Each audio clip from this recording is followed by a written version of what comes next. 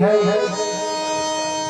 तो आखिर माँ है, माँ के भक्तों, माँ तो हर मजबूर की सुनती है।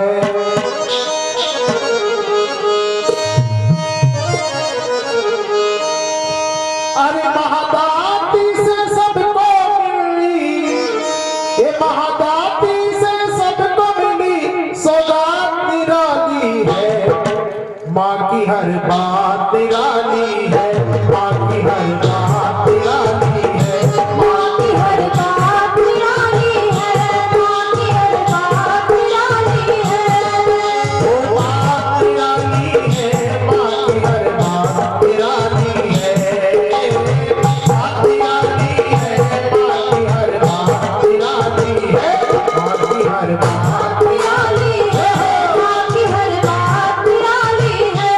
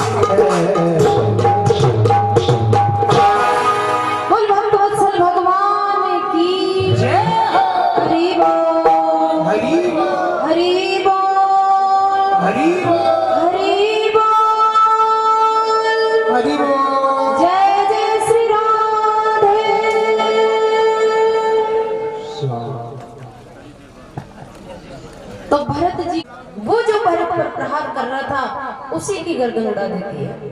अब महाराज उसकी जैसे ही मृत्यु हुई, जो भरत जी को मारने का प्रयास कर रहा था, उसकी मृत्यु को देख करके बाकी के जितने भी थे वो सब भाग गए। अब वहां कोई नहीं बचा और माता का खुखार रूप को देखकर सब डर के भाग गए। लेकिन इतना क्रोध ईश्वर का, ये क्रोध का रूप ही तो है। जो काली देवी प्रकट हुई है, ईश्वर का क्रोध रूप है ये। अब इतना भयंकर क्रोध रूप है जलता हुआ, लेकिन भगत के लिए तो वो चंदन से भी अधिक शीतल है।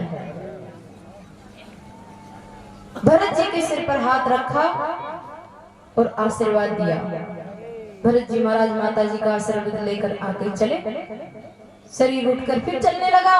कहाँ जाना है, क्यों जा रहा है पता नहीं, क्योंकि संकल्प तो है नहीं कुछ करने का, अपने आप जा रहा है शरीर। जाते जाते रास्ते में एक राजा मिला जो पालकी पर बैठा था। सिंधु सोवेर देश का राजा था और कपिल देव भगवान के पास आत्मज्ञान लेने के लिए जा रहा था, वो सत्संग के लिए। पालकी में बैठा है, 4 जने उसकी पालकी ढो रहे हैं, 4 कहार। एक कहार को बुखार आ गया। बुखार इतनी जोरदार आई कि वो 1 कदम नहीं चल पाया, बीमार हो गया। अब 3 ही बचे, पालकी चलाने के लिए 4 चाहिए। तो राजा ने उन बाकी के कहारों से कहा कि जाओ, पूरा नगर अपना ही है, कोई भी इंसान मिले पकड़ के ले आओ, सब हमारे दास है। तो वो 3 जने ढूंढने गए तो सामने से भरत जी आ रहे थे। अब भरत जी को बोला इधर चल रहे हैं, तो इधर चलने लग गए। पूछा ही नहीं क्यों चलना है, क्या है, क्योंकि क्यों क्या ये तो उसके है ही नहीं। तो उठा पालकी तो उठा लिए, चल तो चलने लग गए। अब वो 3 तो पहले से चलते आ रहे थे, एक भरत जी लग गए और पालकी में बैठा है राजा रहुगण। अब महाराज भरत जी परमहंस है, किसी को दुख नहीं देना है, अहिंसा परमो धर्म। तो कोई कीड़ा मकोड़ा को भी ध्यान रख कर चले, तो कोई कीड़ो मकोड़ा के नीचे ना जाए। तो चलता चलता एक मकोड़ा आबाजियान को लग गया, तो फिर बचावा में छलांग लगाए। तो वह पालकी हिली तो पालकी में बैठा राजा रहुगण हिला। राजा रहुगण का बैलेंस बिगड़ा तो उसको क्रोध आया और राजा रहुगण कहने लगा कि क्यों रे, अरे पालकी कैसे हिल रही है भाई। वो दूसरे जो 3 थे ना वो डर गए, वो सोचे राजा हमको सजा देगा, तो आप पहले ही बता देते हैं भाई पालकी किसकी वजह से हिल रही है। कि महाराज हम तो सही चल रहे हैं, जो अभी नया आया ना ये बिगाड़ रहा है चाल। राजा रहुगण सोचा कि इसको थोड़ी डांट लगाए तो सुधर जाए। तो राजा बोला कि क्यों भाई, थक गया क्या, कैसे चाल बिगड़ रही है। अच्छा बेचारा अकेला पालकी लेके चल रहा है ना सुबह से, इसलिए थक गया होगा। फिर राजा बोला हाँ हाँ दुबला पतला भी तो है, शरीर भी तो वृद्ध हो गया है, जबकि भरत जी पूरे युवा थे और दुबला पतला शरीर नहीं था, हट्टा कट्टा था। राजा उल्टा बोल रहा है। अच्छा सुबह से रोटी नहीं खाया होगा, दुबला पतला हो गया, थक गया, अकेला लेके चल रहा है। अब राजा सोचा कि मैंने इतनी बातें सुना दी, समझ जाएगा, लेकिन भरत जी ने समझ वाला था। चालियार आगे एक मकोड़ो आता दी क्यों, और फिर भी बचावा बड़ी कदम, 1 कदम की जगह 2 कदम जो तो पांडव गए। अब की बार तो और जोर का झटको लगे, राजा पड़ता पड़ता बच गया। पालकी हिली, राजा को गुस्सा आ गया और राजा कहने लगा क्यों जीता हुआ मर गया क्या, सीधा नहीं चल पा रहा है, क्या प्रमादी है, बुद्धि नहीं है तेरे में, तू जानता नहीं है मैं कौन हूं, मैं राजा हूं राजा, तुम मेरे नौकर हो। और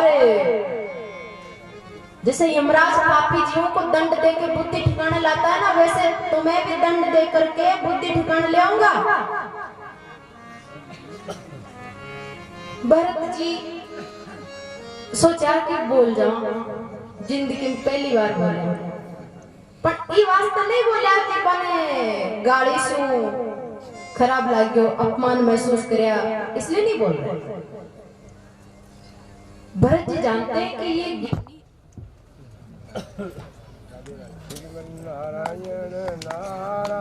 ने जब ऐसे ऐसे डांट लगाई तो भरत जी समझ गए कि ये ज्ञानी तो है, सत्संगी भी है, श्रद्धावान भी है, पर ये आत्मज्ञान के लिए जा रहा है, कपिल देव भगवान के पास जा रहा है ये ज्ञान लेने के लिए, आत्मा का ज्ञान लेने के लिए। लेकिन राजगद्दी पर बैठा है ना, तो राजगद्दी का असर तो रहेगा। तो बेचारा कपिल भगवान के पास जाने से वहां इसका कल्याण होगा तो अपने कर देते। तो राजा के कल्याण के लिए भरत जी बोले। भरत जी ने कहा कि राजन, रास्ता है तो चलने के लिए है, बोझ नाम की चीज है तो वो उठाने के लिए, ढोने के लिए है। भाई किसी चीज को यहाँ से उठाकर वहां ले जाते हैं तो उसका बीच में उठाकर ले जाना ही तो बोझ है, रखने के बाद तो वो बोझ होती नहीं। तो रास्ता चलने के लिए बोझ है तो ढोने के लिए है। और तुम कह रहे हो थक गए, दुबले हो गए, मोटे हो गए, तो राजन ये मोटा होना, पतला होना है, रोग आदि व्याधि ये तो शरीर में होते हैं। मोटा शरीर होता है, पतला भी शरीर होता है, रोग भी शरीर में होता है, भूख भी शरीर को लगती है, प्यास भी शरीर को लगती है, कलेश भी शरीर को होता है, बुढ़ापा भी शरीर में आता है, नींद भी शरीर को आती है, क्रोध भी शरीर को ही आता है, और अभिमान भी शरीर को लेकर ही होता है, और शोक चिंता भी शरीर की वजह से ही होता है। यानी इन सारी चीजों का संबंध शरीर से है, आत्मा से इनका क्या मतलब? तो मैं शरीर हूं ही नहीं, मैं तो आत्मा हूं। मैं ना मोटा होता हूं ना पतला होता हूं, और नहीं मुझे दंड दे सकता है, तो आत्मा को दंड दे ही नहीं सकते, दंड शरीर को होता है। ऐसी गूढ़ रहस्यमय बात जब करी तो राजा पालकी बैठा था, वो सत्संगी तो था ही ना। राजा सोचा कि ऐसी गहरी बात सामान्य जीव नहीं कर सकता, तो इसका भेष तो सामान्य, कपड़े तो मेल में भरे है, बावड़ा जैसा लग रहा है, और ऐसी गूढ़ बात, इसका मतलब है राख के ढेर में अग्नि छुपी हुई है। मैंने इसको पूरा ही राख का ढेर समझ लिया, इसमें तो अग्नि है, और मैंने हाथ डाल दिया, गलत कर दिया, तो महाराज राजा पालकी से कूद पड़ा और भरत जी का पैर पकड़ लिया, बोला महाराज पहले तो माफ करो, आप कौन है मैं जान नहीं पाई, आप साक्षात देवराज इंद्र है कि भगवान शंकर है कि आप यमराज है या फिर आप कोई सिद्ध पुरुष योगी है कि मैं कपिल देव भगवान के पास जा रहा हूँ, कोई भगवान कपिल तो नहीं है, या फिर दत्तात्रेय जी भी ऐसे भी घूमते आपकी तरह, आप जरूर इन सिद्ध पुरुषों में से कोई है, और मैंने बहुत गलती कर दी, मुझे क्षमा करें महाराज। मैं देवराज इंद्र के वज्र से नहीं डरता, और शंकर भगवान के त्रिशूल से भी नहीं डरता, इतना डर नहीं लगता, चंद्रमा के दंडा से भी डर नहीं लगता, विष्णु भगवान के सुदर्शन चक्र से इतना डर नहीं लगता जितना भगवान के भक्तों का अपमान करने से लगता है। तो मेरे से बहुत बड़ा गलती हो गई, मुझे क्षमा करो। और आपने बताया कि आत्मा को क्लेश नहीं होता, तो प्रभु मैंने भी जीवन भर खूब सत्संग सुना है और बहुत सारे शास्त्र पढ़े हैं, तो मेरे ज्ञान के अनुसार, मेरे अनुभव के अनुसार तो आत्मा को भी तकलीफ होती है और होनी चाहिए, क्यों नहीं होती। राजा ने उदाहरण दिया भरत जी को कि जैसे चूल्हा है, चूल्हा में अग्नि जलाएंगे और चूल्हा पर पात्र रखेंगे, उसमें पानी भरेंगे और उस पानी में चावल डालेंगे, तो अग्नि का प्रभाव पात्र पर होगा जिससे वो पात्र गर्म हो जाएगा। उस अग्नि का प्रभाव उस पात्र के अंदर रखे हुए पानी में भी चढ़ेगा, जिससे पानी गर्म हो जाएगा, और उस पानी में पड़े हुए चावल भी अपना रूप बदल देंगे अग्नि से संपर्क में आने के बाद। तो देखो अग्नि का प्रभाव पात्र पर भी चढ़ा, उसमें पड़े पानी में चढ़ा, अग्नि का प्रभाव उस पानी में पड़े हुए चावलों पर भी चढ़ा। ऐसे ही मेरे ज्ञान और मेरे अनुभव के हिसाब से तो शरीर को भी तकलीफ होती है, इसमें पड़ी हुई इंद्रियों को भी तकलीफ होती है, इंद्रियों में पड़ी हुई बुद्धि को और मन को भी तकलीफ होती है, और उनके अंदर पड़ा हुआ आत्मा को भी तकलीफ होती है। और आप कह रहे हो कि आत्मा को होता नहीं तकलीफ। भरत जी हंसे, तो भाई तू अपने को पूर्ण ज्ञानी मान चुका? बोले हाँ मैं तो मान चुका भाई, मैं तो ब्रह्म ज्ञानी हूँ, सब तत्वों को मैंने अलग अलग जान लिया है, और मेरे हिसाब से क्लेश आत्मा को होता है। भरत जी बोले अकोविद कोविद वाद वादान वदस्तो नाति विदाम वरिष्ठः न सूर्यो हि विवारमेणं तत्त्वावमरसेन सहा मनन्ति। अकोविद कोविद वाद वादान है, तू ज्ञानी नहीं है फिर भी अपने को ज्ञानी मान रहा है, फालतू का वाद विवाद कर रहा है, अभी तेरे को असली ज्ञान नहीं हुआ। मन बुद्धि तक तो ज्ञान हो गया, पर आत्मा का ज्ञान नहीं हुआ, अभी बुद्धि तक का ज्ञान हुआ है। और सुन, बुद्धि तक के ज्ञान में कोई आनंद नहीं मिलता है, बुद्धि तक का ज्ञान कल्याण नहीं करता है, वो बुद्धि में ही पड़ा रह जाता है, आत्मज्ञान नहीं हुआ है अभी। तो महाराज फिर आप बताओ। भरत जी बोला कि भाई भी अग्नि सुपात्र गर्म ही हो, उसमें पड़ा जल भी हुआ, अग्नि का प्रभाव जल तक पहुंच गया और चावल तक भी पहुंच गया। हाँ बोले सब तो परिवर्तित हो गए ना, अग्नि से कौन बच गया? बोले सब परिवर्तित हो गए, लेकिन उस पात्र के अंदर जो आकाश है ना वो बदला, उस पर अग्नि का प्रभाव पड़ा, आकाश पर तो नहीं पड़ा। अग्नि से पहले भी आकाश जो का त्यों था उस पात्र के अंदर, और अग्नि के बाद भी वो तो वैसा वैसा ही है, उसमें कोई परिवर्तन नहीं आया, क्योंकि अग्नि तो आकाश को छू ही नहीं सकती।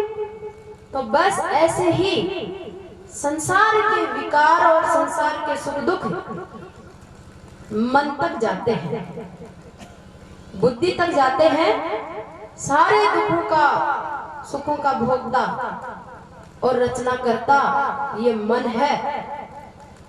मन समझो कि एक भूत है, मन को क्या बताया? भूत। एक आदमी किसी तांत्रिक के पास गया और जाके कहने लगा महाराज मैं बहुत गरीब हूँ, तो ऐसी कोई साधना बताओ जो जल्दी से जल्दी सिद्ध हो जाए। तो जल्दी से जल्दी सिद्ध साधना तो तमोगुण की होगी, भूत की साधना कर, भूत को सिद्ध कर ले। तो वो मंत्र बता दिया उसने, भूत की साधना सिद्ध की। अब वो भूत सिद्ध होकर उसके गेल लग गया। अब वो भूत कहता है कि अब तूने मुझे जीत लिया है, सिद्ध कर लिया है, कंटिन्यू तेरे साथ रहूंगा और तू मुझे काम बता।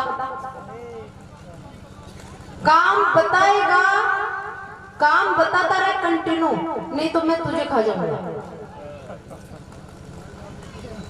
तो अब वो सोचा कि काम तो बहुत है, आया बोले खेत के 20 बीघा ज्वार काट दे, भूत तो मिनटा में काट दियो। अब क्या करूं, काम बता, बोले डूचड़ी भी कर दियो। अबे बोले पानी भर लिया, पानी भर लिया, ओ काम कर, सारा काम है वो तो 10 दिन का काम ना 10 मिनट में कर दे, और फिर सामने आ रहा बोल के काम बता, नहीं तो कहूंगा। अब वो तो विकार चिंता को मारो, वो आदमी तो बेचारो सूख बपड़े, नींद नहीं आती, रोटी नहीं भाती, सूखने लगा, चिंतित हो गया। वो सोचा अब किया पीछे छोड़ो। वो कहे भाई तू तो जाता रहा ठिकाने पर, किया जाओ, तूने सिद्ध किया था ना, मेरे को जगाया था ना, बुलाया था ना, काम दे नहीं तो खाऊंगा।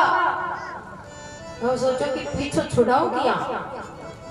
फिर किसी भगत के पास गया, किसी सात्विक भगवान की आराधना करने वाले संत के पास गया। तो महाराज ऐसे भूत पीछे पड़ गया, मैंने जगा लिया उसको, अब पीछा नहीं छोड़ता है, तो उपाय बताओ उससे पीछा छुड़ाने का। संत ने एक बांस दे दिया, बांस की लकड़ी, बोले तारे घर के बीच में ले जा गाड़ दे। और भी भूत ने कह दे कि एक ऊपर चढ़े जा उतरे जा, जब उतरे जा चढ़े जा जब मत नटू और तू तो नटजी मत, बोलो कोई काम से घर के बीच में बांस की लकड़ी गाड़ो, भूत और बोले काम दे नहीं तो खाऊंगा। बोले आज उतारो काम परमानेंट काम जो है, ये बांस पर चढ़े जा उतरे जा, कत्तीक बेर बोले मन मना कौन करूं उतरे। अब वो भूत चढ़र उतरा अब पांडव छूटे। तो भागवत कह रही है कि जीव का जो मन है ना वो भूत है, एक सेकंड नहीं रुकता है, दौड़म दौड़ी चलती है इसकी। कभी किसके बारे में सोच रहा है, कभी किसके बारे में सोच रहा है, कभी यहाँ बैठता है कभी वहां बैठता है। इस जीव को चैन नहीं लेने देता है, सोने भी नहीं देता। तो भागवत कहती है कि मन रूपी भूत को भगवान रूपी बांस गाड़ो अपने हृदय में, हृदय रूपी आंगन में भगवान रूपी बांस गाड़ो, और इसको कह दो कि चरण से मुकुट तो उतरे जा चढ़े जा उतरे जा चढ़े जा, ये काम दे दो इसको तब कल्याण होगा। बोल भक्तवत्सल भगवान की, वृंदावन बिहारी लाल की जय हो। हरि बोल हरि बोल हरि हरि बोल। जय जय श्री राधे।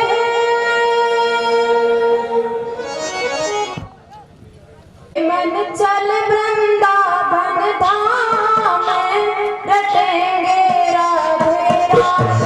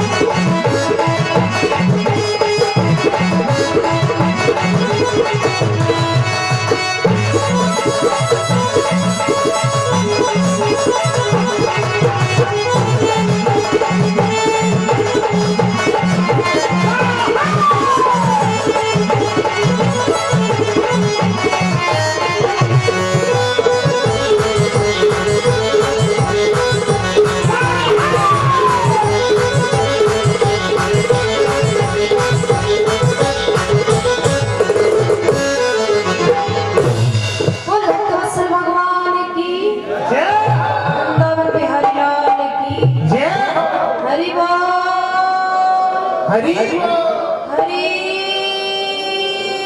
बोल हरि हरि बोल हरि जय जय श्री राधे।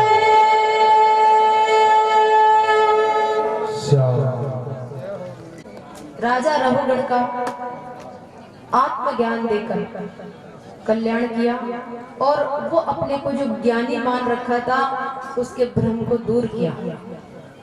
अब महाराज आगे कथाएं तो अनंत है। एक राक्षस था हिरण्यकश्यप। ये पहले बैकुंठ में भगवान का द्वारपाल था, जय और विजय।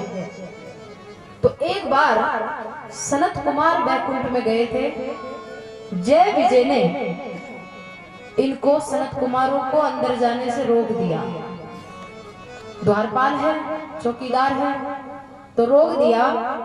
तो सनत कुमारों ने जय विजय को श्राप दे दिया कि तुम मृत्यु लोक में 3 बार जन्म होगा तुम्हारा, राक्षस बनोगे। ये रावण इतना भारी क्यों हुआ? तीनों लोगों को मुट्ठी में कर लिया। धरती का सुपर से सुपर चक्रवर्ती सम्राट भी उसकी चप्पल के नीचे रहता था। रावण ने 9 ग्रहों को, जो 9 ग्रह संसार को नचाते हैं, सब देशों को नचाते हैं अपने प्रभाव से, सब जीवों को नचाते हैं, बड़ा से बड़ा भी ग्रहों को नहीं जीत पाता। रावण ने अपने बल से 9 ग्रहों को पकड़कर बांधकर कमरे में बंद कर दिया। और वो शनिदेव जो सारी दुनिया को कर्मों का फल देता है और सबको नचाता है, उस शनिदेव को रावण ने अपने जहाँ सिंहासन पर बैठता था ना, वो सिंहासन पर बैठकर जहाँ पैर रखता था, वहाँ पैरों के नीचे पटक दिया उसको। यानी रावण बैठता है शनिदेव को पैरों के नीचे दबा कर। इतना बलशाली और ताकतवर था रावण, हिरण्यकश्यप। तो ये रावण, वो जो जय विजय थे और ऋषि के श्राप से, भगवान के धाम से यहाँ 3 बार राक्षस बने। तो पहले हिरण्याक्ष और हिरण्यकश्यप के रूप में राक्षस बने थे, फिर रावण और कुंभकर्ण के रूप में बने, और तीसरा जन्म लिया जब कृष्ण भगवान आए थे, तब दंतवक्र और शिशुपाल राजा के रूप में। तीनों बार ही इनका वध भगवान के हाथ से हुआ। तो इनमें इतना बल क्यों था? और तो किसी का नाम नहीं आता। बड़े से बड़े राजा महाराजा एक से बढ़कर एक हुए, पर इनके बराबर कोई नहीं। तो ऐसा क्यों? ये इतने बलशाली कैसे थे? तीनों लोगों को तो एक बड़ा से बड़ा राजा ज्यादा से ज्यादा पूरी धरती को जीत लेता था, भूर्भुवस्व, तीनों लोगों को नहीं। पर ये 2 जने ऐसे हुए जिन्होंने तीनों लोगों को जीता, हिरण्यकश्यप और रावण। तो ये कौन थे? ये भगवान के बैकुंठ में चौकीदारी करने वाले पार्षद थे। अब भगवान के बैकुंठ में चौकीदारी करने वालों में इतनी ताकत है जो तीनों लोगों को बस में कर ले, तो भगवान के जो नजदीक रहने वाले हैं उनमें कितनी ताकत होगी। तो इसलिए महाराज पहले जन्म में हिरण्यकश्यप बना। अब ये भगवान का राक्षस बना तो विरोधी होगा। भगवान का विरोधी मतलब राक्षस, इसी का नाम राक्षस है। जो सनातन धर्म का विरोधी हो, वेद शास्त्र का विरोधी हो, भगवान नारायण का विरोधी हो, यही है असुर। सीधी सी पहचान असुर की। तो अब ये बहुत बड़ा विरोधी हो गया। इसके घर में 4 बेटा हुए, जिनमें छोटा वाला बेटा भगवान नारायण का भक्त हो गया। अब उसका नाम हुआ प्रहलाद। प्रहलाद जी 5 वर्ष के हुए। हिरण्यकश्यप ने सोचा कि पढ़ने लिखने के लिए गुरुकुल में भेजो, तो गुरुकुल में छोड़ के आए। गुरुकुल को चलाते थे असुरों के गुरु शुक्राचार्य जी। तो बच्चों को पढ़ाने लगे। हिरण्यकश्यप सोचा कि बेटा मेरा छोटा है गुरुकुल में और उसको याद आती होगी, इसलिए एक बार मिल आऊं। तो मिलने गया तो प्रहलाद जी दौड़ कर आए, पिताजी पिताजी पिताजी करके गोदी में आए। हिरण्यकश्यप प्रहलाद को गोदी में उठाकर लाड करने लगा। अब हिरण्यकश्यप बोला कि बेटा प्रहलाद, तुझे दुनिया में सबसे अच्छा क्या लगता है? तो प्रहलाद ने क्या कहा? बोले तू पढ़ने आया है ना, तो तुझे सबसे अच्छी शिक्षा कौन सी लगती है? बोले श्रवणम कीर्तनम विष्णु स्मरणम, श्रवणम कीर्तनम विष्णु स्मरणम पाद सेवनम, अर्चनम बंदनम दास्यम सख्यम आत्मनिवेदनम। पिताजी, मेरे भगवान श्री हरि की 9 प्रकार की भक्ति है। श्रवण करना, कीर्तन करना, विष्णु का स्मरण करना, उनकी सेवा करना, उनको अपना मित्र मानना, अनेक प्रकार से उनको भजना, यही सबसे बड़ी शिक्षा है। मुझे तो ये अनुभव हुआ है।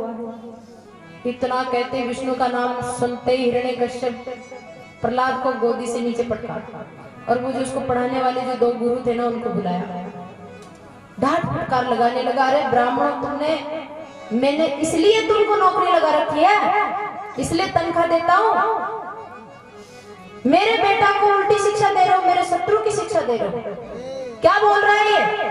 अब दोनों गुरु हाथ जोड़े, महाराज न मत प्रणीतम न पर प्रणीतम सुतो वरते सतवेंद्र सत्रो नैसर्गिक्यम मतिरस्य राजन नियच्छ मनिनूम कददास्ममान। हे राजन, हे महाराज, हमने आपके बेटा को कुछ नहीं पढ़ाया है विष्णु के बारे में, कोई शिक्षा नहीं दी हमने। हम तो धर्म अर्थ काम की शिक्षा देते हैं, मोक्ष की शिक्षा तो देते ही नहीं। हमारे गुरुकुल में ऐसा कानून ही नहीं है, सनातन धर्म की शिक्षा हम नहीं देते, सनातन धर्म को मिटाने की शिक्षा देते हैं। तो ये आपका बेटा क्या बोल रहा है, क्यों बोल रहा है, पूछताछ करेंगे। अब वो गुरु प्रहलाद को साइड में ले जाकर कहता है, बेटा प्रहलाद, सही सही बताओ। हिरण्यकश्यप बोला, कोई बात नहीं, आखिरी मौका देता हूँ, अब की बात आऊं तो ये बालक ऐसी फालतू की बातें नहीं बोलना चाहिए। नारायण का भजन और सुमिरन और सबसे बड़े वही है, ये बातें मैं सुनना पसंद नहीं करता, सिर्फ मेरी जय जयकार होनी चाहिए।